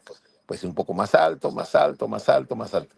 Pero esto podemos encontrar también cuando encontramos, por ejemplo, en las gestantes, ¿no? La gestante, debido justamente al crecimiento uterino, el apéndice puede simular un cuadro vesicular. Paciente que está con dolor a nivel de la región del hipocondrio derecho, entonces uno dice, no, eso es un cuadro vesicular, y no es un cuadro vesicular, es un cuadro apendicular. ¿Pero por qué? Porque el momento de su crecimiento uterino desplaza, ¿no?, al ciego también en sentido cefálico, ¿no? Entonces cada uno de sus presentaciones, de sus localizaciones, ¿no? Y esta es obviamente una presentación rarísima, ¿no? Eso es generalmente su área de presentación. Yo no he visto esto, ¿no? Aquí, por ejemplo, este nunca lo he visto, ¿no? Este sí lo he visto, el de tipo D. Digamos, doble apéndice, no he visto. Tampoco he leído, excepto en lo que sí se encuentra en las variaciones. En el libro de Skandalakis, ahí se ve claramente algunas variaciones, pero esos son reportes. Que haya sucedido, probablemente. Yo no he visto, y yo tengo buenos años de cirujano y de emergencia, ¿no? Que hemos operado cantidades de casos apendiculares, ¿no? Y que nunca he visto nunca he visto eh, una duplicación apendicular, ¿ya? Aquí incluso, miren, hay las dos tenias, miren, se duplican las tenias. Aquí el apéndice y aquí incluso las tenias, ¿ves? Estas migran las tenias y se dividen incluso. Son variaciones que se encuentran. Pero aquí tenemos los apéndices fecales. Esto es lo que vemos con ese color característico, ¿no? Sobre todo cuando uno hace el abordaje a nivel laparoscópico.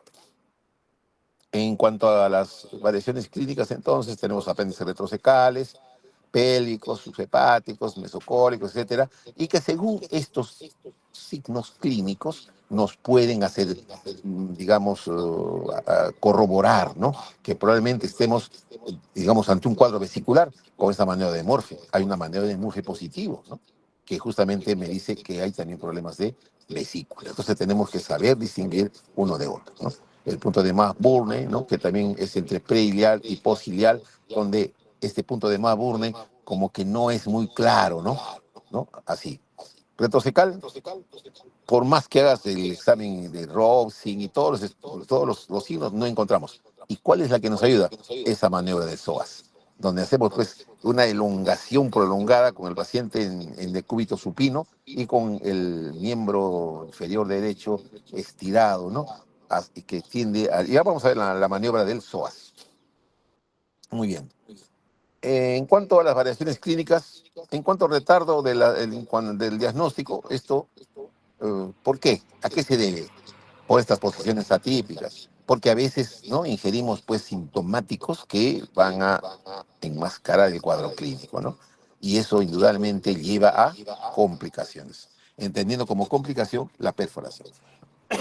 Parte, ¿no?, de las complicaciones. El diagnóstico diferencial importantísimo, ¿no? Dependiendo de su localización, dependiendo el tipo de paciente, etcétera, ¿no? Ahí donde tengo que ver, por ejemplo, ¿no? La patología ginecológica, la patología urinaria, ¿no? El caso, por ejemplo, de la colecistitis, que puede ser, ¿no? Porque es una gestante o porque sencillamente en la rotación del intestino, el intestino grueso no rotó totalmente, entonces se ha quedado a nivel subhepático, entonces cuando tiene un cuadro apendicular nos puede simular un cuadro de vesícula, ¿ya? Aquí los signos específicos para es en base a la anatomía, ¿no? Por ejemplo, tenemos el signo del psoas a nivel de, ¿no? Diferentes tipos, de acuerdo con la exploración clínica, nos hace, ¿no? Definir en ese cuadro diagnóstico. ¿Cómo se produce la apendicitis? Primeramente, hay una obstrucción del lumen. De ahí entra ya en el tiempo post, digamos, obstructivo, de aumento de la presión intraluminal, o sea, dentro del apéndice, y esta presión intraluminal lleva a una deficiencia vascular. Esa deficiencia vascular me lleva ¿a qué? A una isquemia. Se acrecienta la virulencia de los gérmenes y estalla mi apéndice. ¿Por qué? Porque ya no hay una irrigación adecuada, entró en isquemia y esto evoluciona a una necrosis. Y finalmente perfora y tenemos pues nuestro apéndice perforado con el contenido fecal hacia la cavidad peritoneal. ¿Ya? Y tenemos el otro, que donde no hacemos nada, desde que empieza el cuadro clínico hasta que puede llevar incluso a la muerte, que es la evolución natural, ¿no? Primeramente catarral, flemonosa, gangrenosa, perforada, y si es que no entra en una, ¿cómo se llama? Apendicitis crónica, ¿no? O sea, un plastrón, que es lo mejor que le puede suceder al paciente, ¿no? Puede evitar que muera. Pero si no, llega a una sepsis, a un shock séptico, shock irreversible, éxitos letales. Aquí es un cuadro, un esquema, ¿no? Esquemático, donde nos permite ver cómo evoluciona digamos, la clínica, ¿no? En cuanto a un componente anátomo-patológico, ¿no? En el cual, primeramente, el aumento de presión por una obstrucción, y las secreciones, la inflamación, proliferación bacteriana, translocación hacia la parte externa, donde justamente ya encontramos eh, exudados, ¿no? Tenemos a un intestino paralizado, ¿no? Porque justamente debido a la presencia de un cuadro inflamatorio, se bloquea el apéndice, se bloquea el ciego, se bloquea la cavidad abdominal, el contenido abdominal. O sea, en un inicio tienes unos ruidos hidroaéreos normales, pero va a llegar el momento en que estos ruidos hidroaéreos son escasos y desaparecen, ¿ya? Entonces ahí estamos ya en alteraciones en cuanto al flujo arterial o nutricional, lleva necrosis, perforación, peritonitis y una complicación severa que puede ser incluso a una complicación sistémica. Los diferentes tipos de apéndices, ¿no? Ahí tenemos el catarral, ¿no? Que generalmente es donde un diagnóstico debemos encontrar así, la mayoría de las veces. De repente un poquito que evoluciona porque es un mal informante, que no llegó a tiempo, que vive lejos, etcétera, etcétera, ¿no? Puede llegar a una flemonosa. Pero sí, ya esto ya es debido justamente a una espera inadecuada, a una mala decisión, etcétera, etcétera, ¿no? A un retardo en su proceso, ¿no? O bien enmascaró el cuadro y esto nos lleva, ¿no? A la perforación o también primeramente a la gangrenosa. En cuanto a los síntomas de la parte clínica, ¿no? Ya sabemos, es un dolor que localiza primero en el epigastrio y asociado con anorexia. Incluso algunos scores consideran a la anorexia como un factor de diagnóstico dentro del cuadro apendicular. Las náuseas, vómitos, puede haber fiebre o no puede haber fiebre, ¿no? Pero hoy generalmente el paciente presenta dolor en el epigastrio. Al examen clínico encontramos muchos signos, hay 30 y tantos signos que uno puede llevar a cabo, ¿no? Pero si yo sospecho que tiene, por ejemplo, en el caso de un retrocecal, veo que evoluciona como un cuadro clínico apendicular, pero que dentro del examen clínico no tengo un convencimiento total, debo pensar que debe ser porque el apéndice es retrocecal. En tal caso le hago pues la maniobra del psoas, ¿no? Etcétera, ¿no? O maniobra del obturador. Ahora, sabemos, ¿no?, que esta clínica se presenta, como ya hemos explicado anteriormente, ¿no?, en base a la edad, ¿no? Ya sea pues si es en los niños, en el caso de los ancianos, o bien aquellas que están, por ejemplo, en edad fértil, ¿no? Donde sí tengo que diagnosticar, les dije, embarazo, y la posibilidad de que se presente un embarazo ectópico versus una quistes digamos, a pedículo torcido, ¿no? ¿Y qué otras formas tenemos atípicas? ¿No? La retrocecal no debería considerarse atípica, pero sí se considera así. ¿Por qué? Porque si bien es cierto, se ha encontrado que la mayor parte de los apéndices son retrocecales, eso fue en estudios estadísticos de pacientes que han sido sometidos a una necropsia por otras razones, ¿no? Y encontraron que efectivamente el apéndice era retrocecal, de ahí que hay ese reporte. Pero no todos los apéndices retrocecales hacen apendicitis, ¿no? Entonces no podemos decir que es una forma típica, ¿no? Pues está dentro de las formas atípicas. La parte subhepática, los pélvicos también, aunque yo veo casi con frecuencia ahora pélvicos, con frecuencia veo.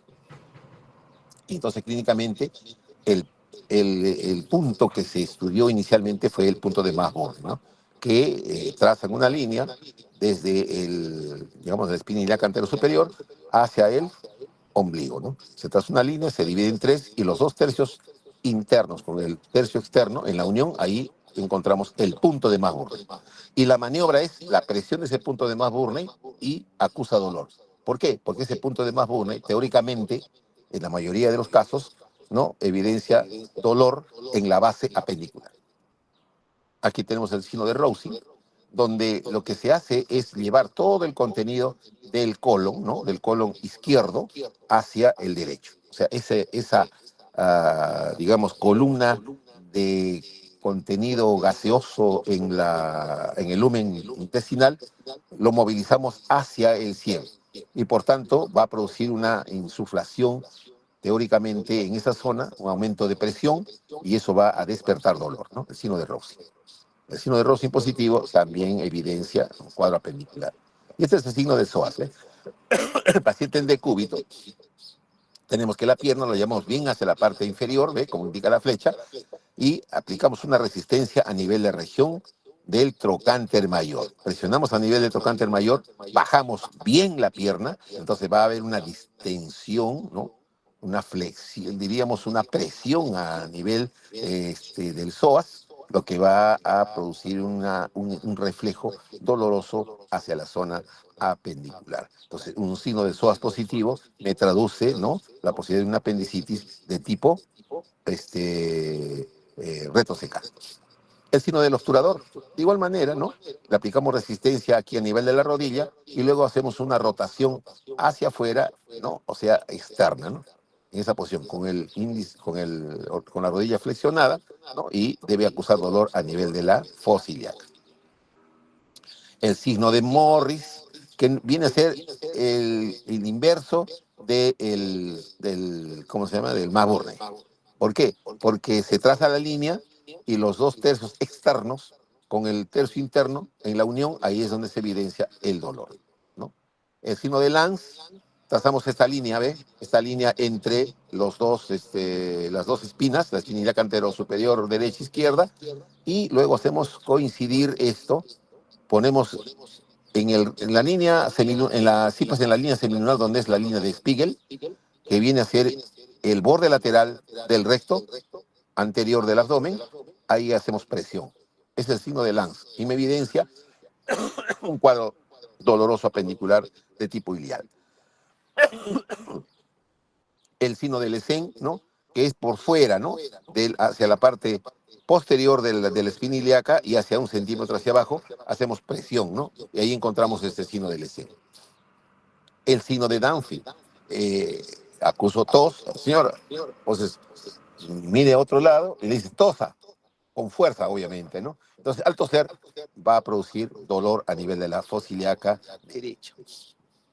Y el signo de Aarón, donde yo presiono a nivel de la fosa ilíaca derecha, no va a causar dolor ahí, sino va a causar dolor a nivel del epigastrio. Es el signo de Aron, por ejemplo, ¿no?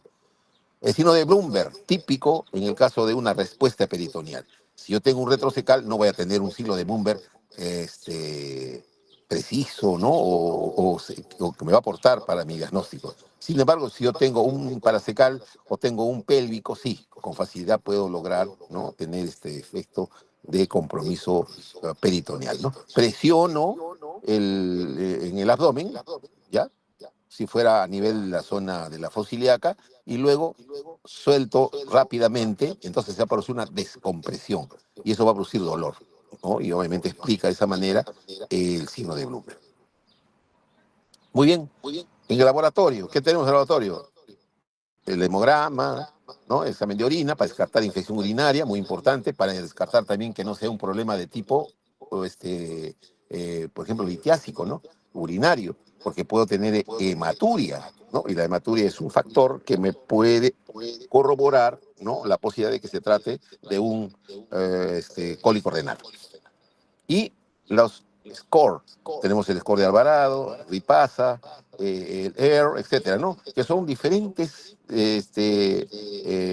digamos, formas de evaluar los signos, ¿no? Y que me van a llevar, de acuerdo a un puntaje, al diagnóstico de una apendicitis, ¿no? Muy bien. Aquí, por ejemplo, tenemos el Alvarado, muy poco usado ahora, porque tiene ciertas limitaciones, ¿no?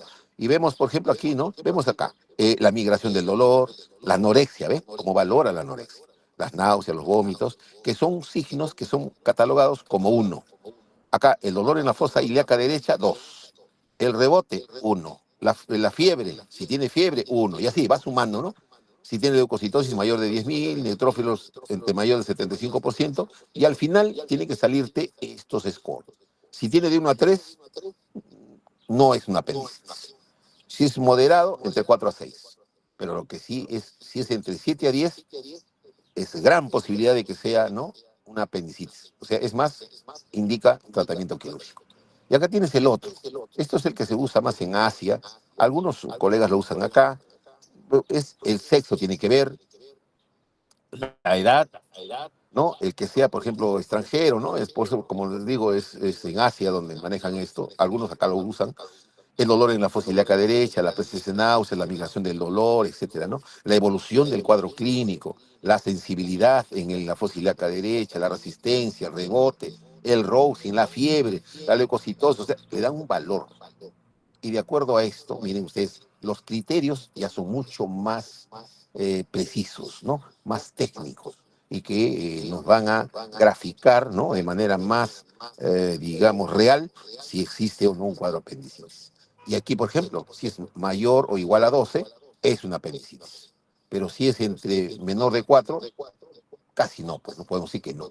O entre 5 y 7, espero, porque la posibilidad de que sea un cuadro apendicular no se descarta. Entonces, hago lo que indica acá, observo, observo cómo evoluciona, y en base a eso puedo ya revalorar después, ¿no?, de las 48 horas. Hasta las 48 horas tengo yo la posibilidad, si es antes o después. Entonces, eso me va a ayudar también a definir mi... Entonces, ese es el que más se usa. Si ponemos entre Ripasa y Alvarado, mejor es Ripasa. Pero acá hay otro, ¿no?, donde tenemos pocos signos, pero sin embargo es mejor que el Alvarado. Habla de la proteína C reactiva, habla de la leucocitosis, de la neutrofilia, ¿no? Nos habla del rebote. Entonces, al catalogar en cuanto a este score, podemos decir si es una apendicitis y por tanto requiere cirugía, o bien es muy baja la posibilidad. Entonces, en tal caso, tenemos que ver qué otra patología tiene el paciente, pero que probablemente no sea un apéndice y sea un problema de tipo diferencial, ¿no? Diagnóstico diferencial. ¿Qué tenemos como diagnóstico por imagen? Tenemos aquí, a nivel del abdomen, tenemos la presencia con la radiografía, que pocas veces puedo ver el fecalito, ¿no? No me dice mayor cosa que de repente una asa centinela. Recuerden que les dije, ¿no? Cuando hay un proceso inflamatorio, ¿qué pasa? se paraliza el intestino. Y al paralizarse el intestino, ¿qué sucede? Se produce un gas ahí, ¿no? Una retención de gas. No, toma la placa y vas a ver ahí ¿cómo se llama? Una asa centinela. O sea, está paralizado el intestino a nivel de ciego. En la ecografía abdominal, esto sí nos ayuda, ¿no? Tanto en embarazadas, así, ¿no? Nos mide el diámetro apendicular, ¿ya? Cuando al presionar con el transducer es ese aparatito que sirve para captar, ¿no?, las ondas, ¿no? Pero tú presionas a nivel, como hacer una maniobra de presión intraabdominal, y hay un dolor al momento de la descompresión, entonces eso se llama un Bloomberg ecográfico, ¿no? Entonces eso nos puede ayudar, ¿no?, a diagnosticar un cuadro apendicular. En cambio acá el Doppler, algunos hospitales lo tienen, en los hospitales nacionales todos lo tienen.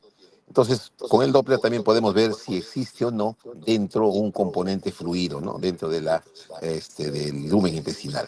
Tenemos ahí la tomografía, la resonancia, ¿no?, que son valores que nos van a ayudar a mejorar nuestro diagnóstico.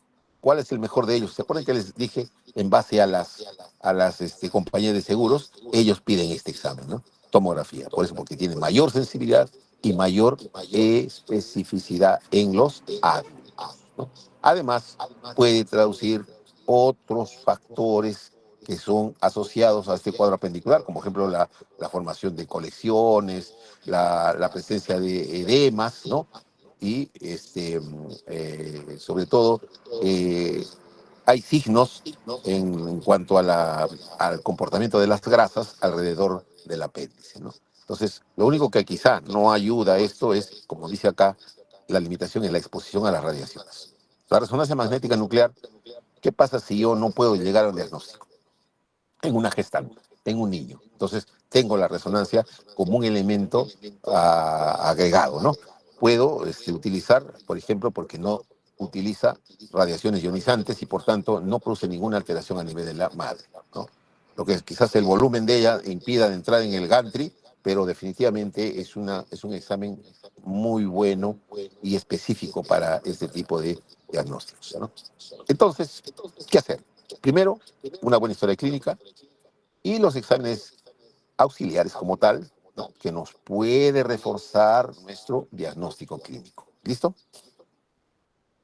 Aquí, en cuanto a un algoritmo que vamos a tener, que finalmente la ecografía es un factor que nos puede ayudar, pero no es concluyente, por ejemplo, en el caso de los niños y así. No podemos, este algoritmo ya nos está ganando el tiempo, ¿ya? La radiografía simple de abdomen, miren ustedes, es lo único que quizá aquí se ve la pendiculitis, ¿no? Aquí ve, pero en un ojo bien entrenado, ¿no?, de diagnosticar acá que está como un fantasmita aquí el apendicolitis, ¿no? En una tomografía de abdomen sí lo vemos, ¿sí? El apéndice secal, edematizado, rechoncho y con su apendicolitis. Alteraciones en las grasas, miren ustedes a nivel del meso. O sea, el tomógrafo es altamente, no colabora en nuestro diagnóstico. La resonancia, como ya vuelvo a recalcar, en mujeres embarazadas y en los pacientes pediátricos. ¿Por qué? Porque no tiene radiación ionizante. Ese es uno de los factores, ¿ya? La resonancia magnética nuclear, miren ustedes, en caso de una mujer, miren cómo se ve claramente el apéndice. Ni qué decir, clarísimo, está su contenido, todo. En cuanto al diagnóstico diferencial, todo lo que hemos hablado, ¿no?, con respecto tanto a los diagnósticos diferenciales quirúrgicos, urológicos y médicos. En cuanto al tratamiento quirúrgico, ¿qué hablamos? Hay gente que está entrenada en la parte laparoscópica, otros manejan la técnica abierta, pero como quiera que fuese, eso tiene que ver en base a la experiencia. Tenemos también el manejo con el robot, tenemos también la cirugía a puerto único, que esos algunos lo hacen en algunos sitios, que tienen obviamente los instrumentales adecuados, y el entrenamiento, el expertise y la experiencia necesaria sobre todo, ¿no? Muy bien, y así, ¿no? Tenemos aquí las incisiones, esta es la incisión en caso de un abierto, ¿no? Aquí, por ejemplo, la incisión de Max Burney, la incisión de Rocky Davis, etcétera, ¿no? Son cada uno de los que ya se utilizan muy poco, pero lo que ahora se usa más es la técnica laparoscópica. Ahí se ve, ahí claramente como se mira con el laparoscopio una apendicitis, ¿ya? Diagnósticos diferenciales, nuevamente, aquí el manejo, por ejemplo, del meso, ¿no? A este nivel, el manejo del meso. Muy bien, aquí también con el, ¿cómo se llama este? Con el robot, ¿no? Eso puede también operar con el, aquí está operando, este es el operador, este es su ayudante, ¿no? El que va a colocar los instrumentos y es el que los va a manejar, ¿no? Y hay un instrumentista que debe estar ayudando, ¿no? Con el que va a ir a colocar los instrumentos, ¿no? El robot lo tenemos en el Hospital 2 de Mayo, ¿no? Es el único hospital nacional que tiene. Y luego, la apendicitis aguda, donde no necesita tratamiento quirúrgico, sino tratamiento médico. Algunos casos, ¿no? O sea, para enfriar, que son muy especiales, ¿no? Donde uno puede aplicar, de acuerdo obviamente a las tendencias en cuanto al manejo de los antibióticos y obviamente al estado de enfermedad en que fue tratado el paciente, ¿no? O sea, podemos decir ahora que hay manejo quirúrgico y manejo no quirúrgico. En el manejo no quirúrgico, o sea, manejo médico, son casos seleccionados. O sea, el tratamiento de la apendicitis aguda con tratamiento médico, ¿no? Y obviamente con un seguimiento adecuado y con unos criterios estrictamente seleccionados, ¿ya? En cuanto a las complicaciones, estas son tempranas, como es la perforación, la peritonitis, los abscesos, ¿no? Eso lo entendemos claramente, ¿no? Las infecciones tardías, como la infección del sitio donde se ha operado, generalmente es en las abiertas. El hilo prolongado por la manipulación que se hace a veces de asas y la presencia por el sangrado, la presencia de fístulas y adherencias, ¿no? En cuanto al manejo antibiótico, ¿no? Se debe utilizar, en el mejor de los casos, una terapia eh, profiláctica, ¿no? O bien tomando ya, si usas antibióticos, úsalos, pero de manera a dosis terapéuticas, ¿no? A dosis plenas, ¿no? Debemos siempre tomar en cuenta los grupos poblacionales, ¿no? Llámese niños, como hemos hablado, los ancianos, las embarazadas y sobre todo los pacientes con comorbilidades. No es lo mismo manejar un paciente con apendicitis joven, que no tiene ninguna comorbilidad, o aquel que tiene diabetes, que son inmunodeprimidos, ¿no? Que tienen targa, ¿ya? Que son aquellos cardíacos, ¿no? Etcétera. Muy bien, me he extendido, creo, mucho. Ya son 20 minutos que me he pasado. ¿Alguna pregunta, amigos? Todo claro, doctor. ¿Todo bien? Ya. ¿No hay ninguna pregunta?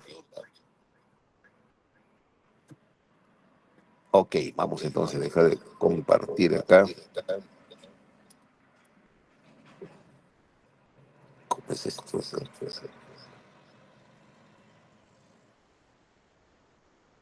A ver, muy bien. Entonces, si no hay ninguna pregunta, nos estamos viendo el viernes, ¿no? Que era la parte de prácticas. Muy bien, jóvenes, ¿alguna otra pregunta? ¿Nada? Todo Ok, claro, doctor. Todo claro, doctor. ya, muy Todo bien. claro, doctor. Entonces nos estamos viendo en una próxima oportunidad. Gracias, nos estamos viendo. Hasta luego, gracias, gracias. Dice doctor. Gracias, doctor. Ya, hasta luego. Hasta luego. Hasta luego.